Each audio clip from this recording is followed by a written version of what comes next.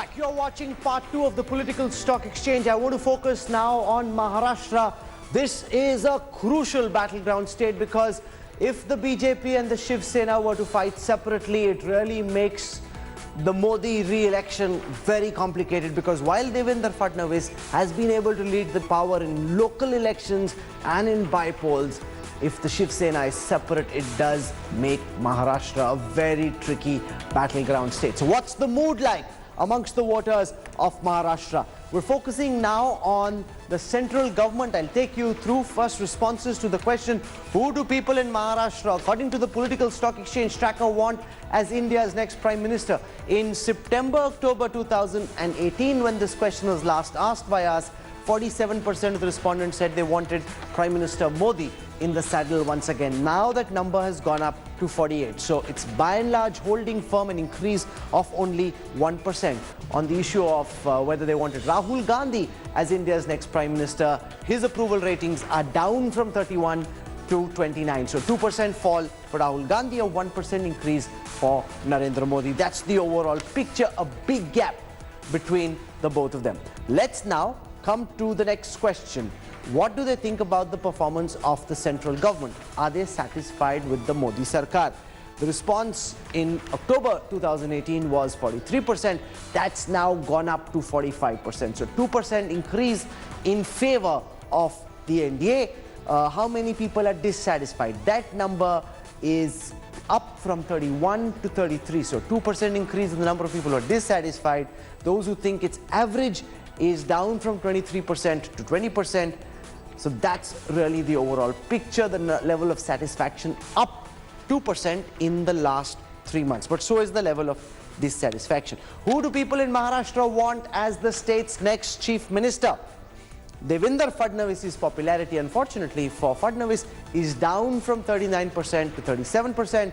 Uddhav Thackeray down from 17% to 15%. Sharad Pawar from 16% earlier to 15% now. Ashok Chavan 7 to 10. Nitin Gadkari jumping from 2 to 8. That's interesting because he's not really being projected. He's not really in the race, but he's up from 2 to 8%. Ajit Pawar from 5 to 7.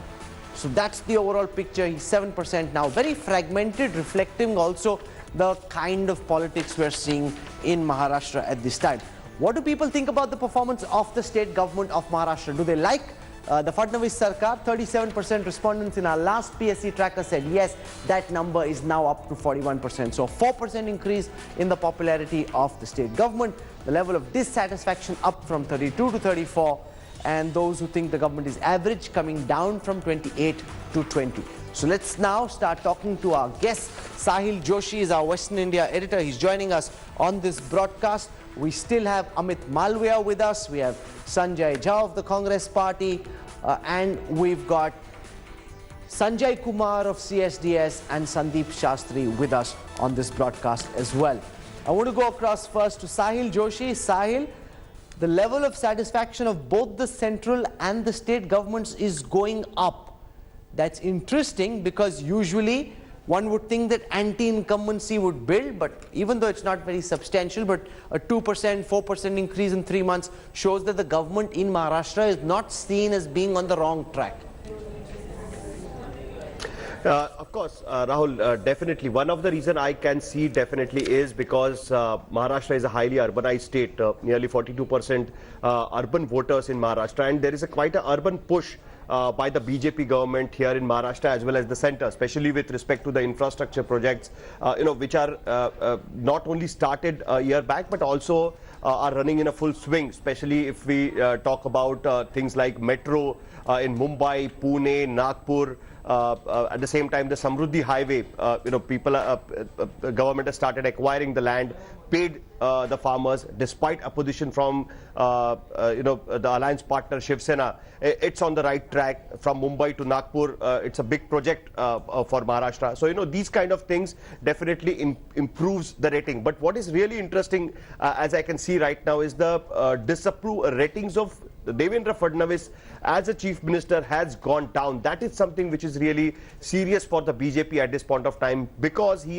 BJP has been projecting Devendra Fadnavis in Maharashtra, the way they are projecting Narendra Modi at the center. So the slogan always goes like Delhi mein Narendra and Maharashtra mein Devendra. So everything is in sync with this particular crucial slogan. question So of all in Maharashtra is unfortunately a question our poll doesn't answer, because it's a question that the Shiv Sena and the BJP together need to answer. Bharat Kumar Raut understands the Shiv Sena and its inner workings better than most. He's joining us on this broadcast. Mr. Raut, you know, everything else is just in the realm of speculation. All of it changes if the Shiv Sena and the BJP fight separately. In your best assessment, given all the public rancor we've seen, is it now predetermined that they'll fight separately, or is there a possibility of a rapprochement closer to election day?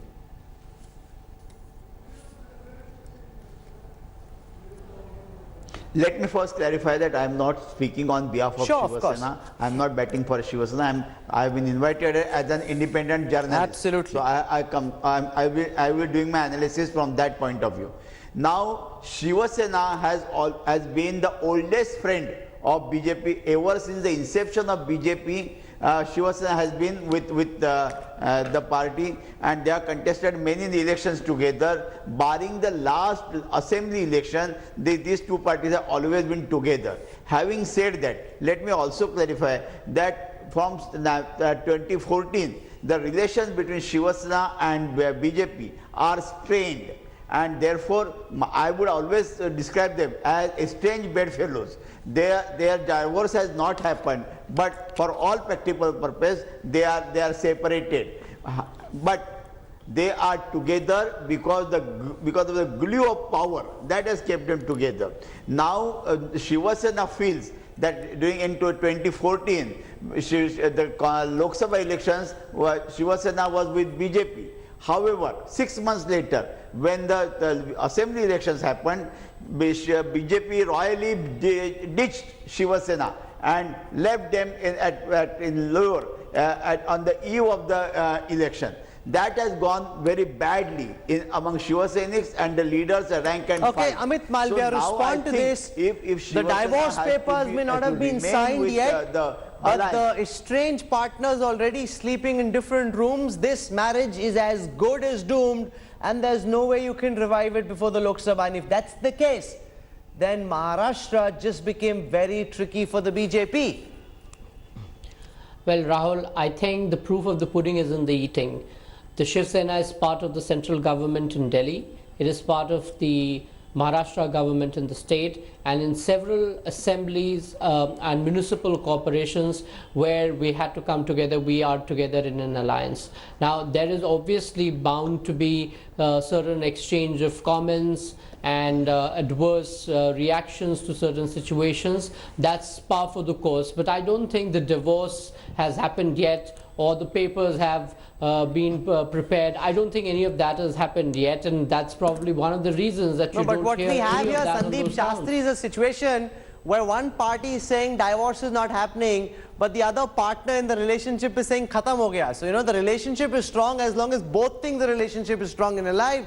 The BJP can say, yes, we're still in relationship, but if the Shiv Sena says, no, this is over, it's on the rocks, then it's as good as begone. Or is it? Or can the power of, the glue of power bring them together again? No. No. The bitterness is visible, the rancor is visible, but then also let's remember the larger interests of mutual survival could bring people together. I think the Congress-NCP alliance in Maharashtra is extremely strong and is extremely firm. And I think at the end of the day, the Shiv Sena and the BJP would realize that we need to come together. I think there is a term I use quite frequently. There is some saber rattling going on from both the sides. And as you get closer to the election, I believe using multiple methods, the two parties will come together. The Shiv Sena believes that after the BJP suffered defeats in North India, they could increase their bargaining power. And the BJP, on the other hand, does not want to concede more. So this fight will go on. But Sanjay I believe Kumar, what's your reading? Is this saber rattling? Or do you believe that now the situation has reached such a pass that the Shiv Sena and the BJP coming together for the Lok Sabha elections is almost impossible?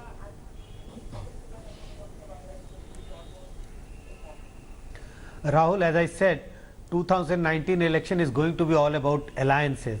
So if Congress and NCP finally manage to form an alliance, if they form the alliance, then Shiv Sena and BJP will definitely come together in spite of all the fighting which has been going on for the last 1 year or more than that. But if a hypothetical situation, if suppose Congress and NCP are not able to form an alliance, then there may be a situation when Shiv Sena may be willing to contest alone or shiver ties with BJP. But if there is an alliance with NCP and NCP and Congress, I'm sure Shiv Sena and BJP Okay, Sanjay will Jha, work respond out to it. Both the something and form an pundits, alliance and these are very to protect renowned political NCP pundits, and saying Congress to sweep. what we are seeing right now is just saber-rattling.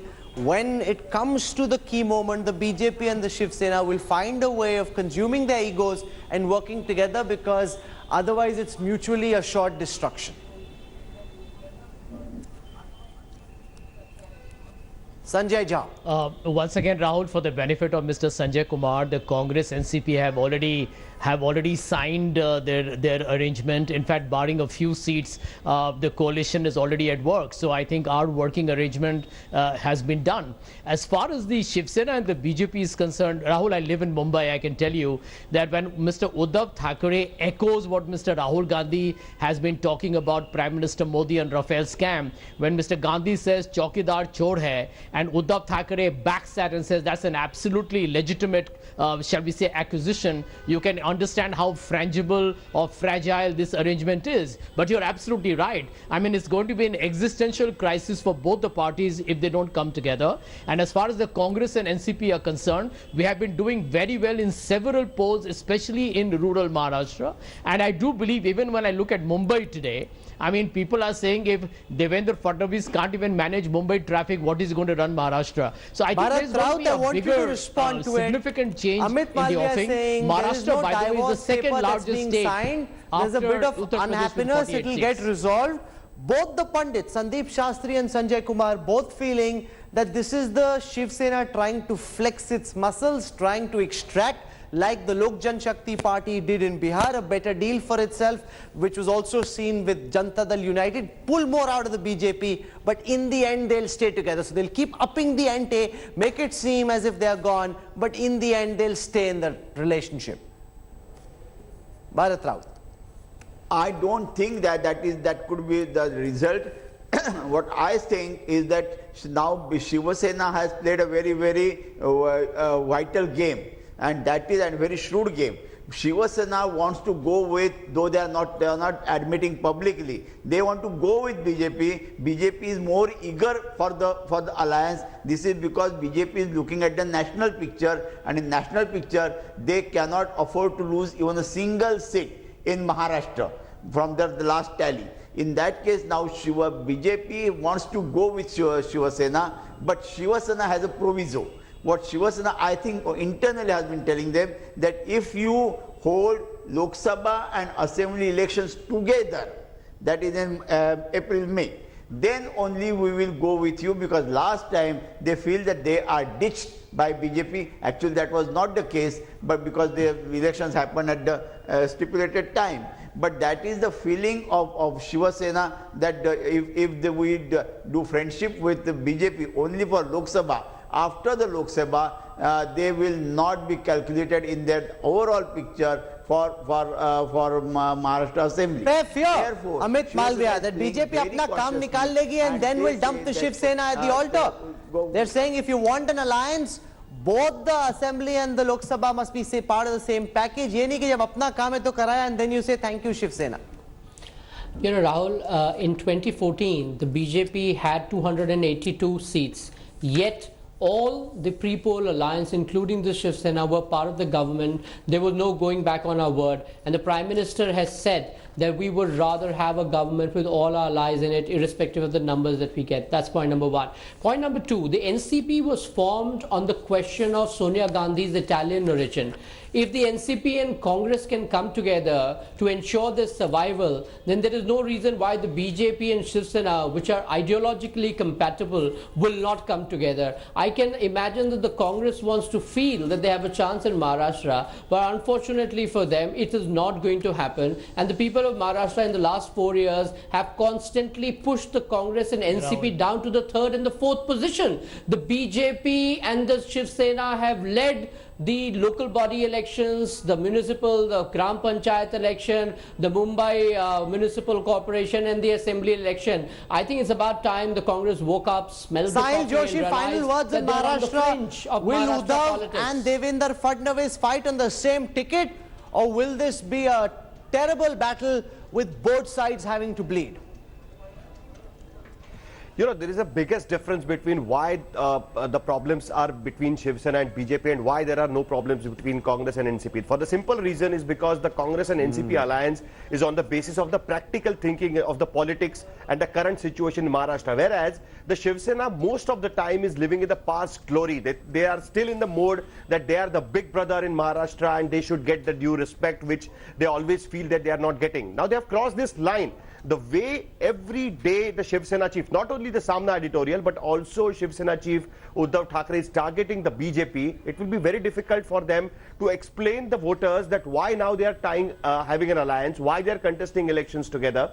Now, as far as the assembly elections are concerned, it's going to be really difficult to have an alliance because the BJP has already won 122 seats in 2014. How they are going to be the seat distribution? Because the Shiv Sena is not going to accept the role or to play the second fiddle in the alliance, and that is where the problem is happening. Even if the assembly and the Lok Sabha elections happens together, the crucial issue is going to be the seat distribution for the assembly elections. And Thanks for watching the video.